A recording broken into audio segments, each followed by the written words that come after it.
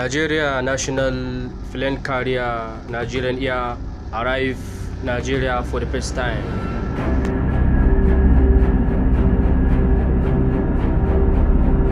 The Nigerian Air national carrier arrived Nigeria for the first time in the world.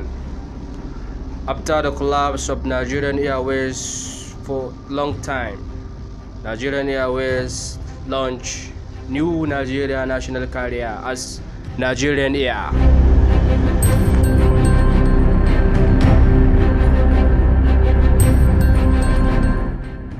So Nigeria making spectacular move by launching world largest refinery and now launching Nigerian Air as national carrier.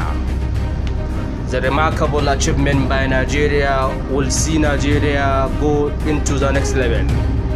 It is highly likely that Nigeria Naira will surely stand on the high ground in the international markets. With President Muhammadu Buhari going and handing over the power to President-elect Bola Ahmed Tinubu, Nigeria renewed hope will really be one of the most spectacular of all time.